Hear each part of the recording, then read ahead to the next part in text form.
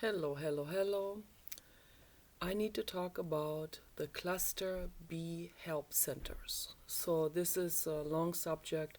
I will probably make a lot of videos in the future also about this. And once in a while, I will talk about this among many other themes that are related to psychology and healing. So, the Cluster B personality group encompasses all those antisocial personality disorders, sociopathy, psychopathy, sadistic behavior, and they also included borderline, which I think is problematic, but that is their definition of it, not mine. So I would not put borderline into it unless the borderline escalates into antisocial behavior, and I guess that's why it is included in it. But borderline by itself is not part, and for my definition, is not a personality disorder. You know, the borderline personality disorder is not a violent disorder. So that is a disorder that falls into more into the schizoid personality disorders, which are all grouped together in cluster A. So, homeless people and girls who cut themselves and being suicidal also, and I would definitely say someone who's suicidal is falling into that group, and then lots of fear and all that kind of stuff. So once in a while, of course, someone will escalate out of control into some antisocial behavior, and they might also do violent acts, but not out of maliciousness as in the other antisocial personality disorders. And so borderline it's when someone just snaps, completely snaps and completely loses it. But then there's all these melanges in between, of course, and that makes it very difficult to really discern one from the other. And as Sam Wagner already said, it really is all a big jumble of personality disorders that are it's like just one big chaotic mental illness, basically, and because there's so many different components from this or from that other group in one person, and it's very difficult to discern. But just for analytical purposes, to understand it better, to that we it's more like a mathematical schematic tablet explanation, so in order to understand these different forms and to separate them so that we can take a closer look at where each one is coming from, and which brain pathology predates any kind of those disorders. So borderline is when people are just out of control and they do something out of an angry act and then deeply regret it. They deeply regret it out of compassion and not out of fear of the legal system. So this has to be discerned. So in people with borderline, when they do something terrible, they will regret it later and they feel terribly sorry for whomever they have hurt. So they will also apologize 1,000 times over and over. When I was a child, I had a borderline attack. I was, I don't know, 7, I think.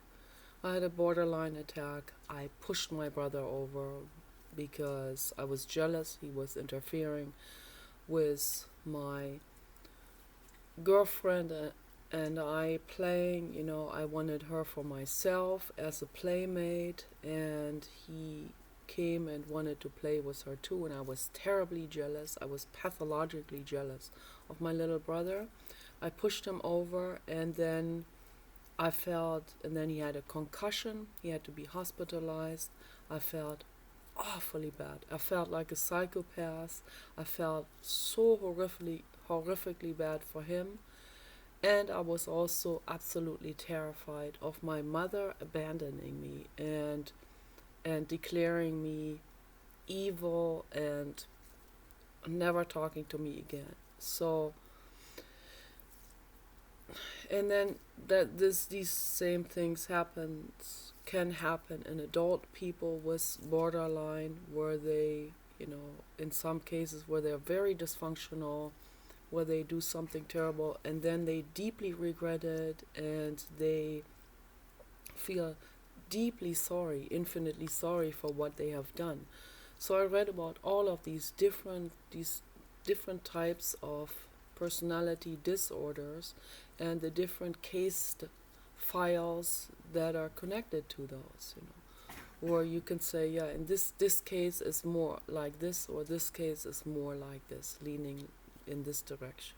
And very rarely are there cases where you can say, oh, this is completely picture book, prototypical for this one particular discerned image of pathology as we lay it out in a mathematical formula, which doesn't really happen in nature. So in nature there's all these different forms jumbled together, but we separate these things in order to understand it better, in order to understand where each one of these things are coming from, and the brains are different for sure. So borderline, it can be someone who is deeply compassionate and caring, and they'll snap and do something violent out of a total rage attack or something. And then later on, they deeply regret it, they cry, they want to fix it, they want to repair it, they want to, some people will even flagellate themselves and punish themselves. And so with guilt, and guilt only happens when the person has actual compassion. So a person without compassion, without empathy, doesn't have feelings of guilt, or remorse or any of this. So they don't see the other being as an individual, whether it is an animal, a dog, a horse, a human, or a pig or cow in the slaughter facilities. They see the other living being as a means to an end and as something to use, like a merchandise. Okay. So, and this troubles me the most because I think about it all the time. How the animals are being abused, and by people who, by society, nobody would even point the finger at them and say, oh, look, a psychopath. But they are. Every one of them is a psychopath. Okay. A person who kills an innocent animal in a slaughter facility is a psychopath. Okay. It's all there is to it. So someone who is like a borderline person who has compassion would not do this, would not be there. The borderline person would go in there and kill all the psychopaths, and then later deal with the emotional consequences of that, and cry and and worry about, going to prison, and worry about, whether these people had an animal at home who is now abandoned. So, yeah, usually the borderline person can be very compassionate also. So we have to separate these things. So, but they put the borderline person in with cluster B, which I don't. So, and I just simply don't. I refuse. I'm not going to go along with everything that is just because it has been established by other people and by some social consensus, or by some governmental consensus, or by some Merck manual, or by the psychiatric community worldwide. So that doesn't mean anything. We need to always question. We need to look over their shoulders and say, hey, wait a minute, no, that doesn't sound right. We need to also contribute our own thoughts to this entire thing, and not just take things blindly the way it is presented to us. This is very important to make progress in society. Absolutely vitally important for healing, for ourselves, for others, for the greater good. Always contribute your own thoughts to it. Put your own mind into it. Don't just learn something as if it is dictated by a king or something, by a dictator. You need to question the dictators also. It's very important. Question what they write, and question all the religions. First of all, most religions are really twisted and unholy actually, and very unwell.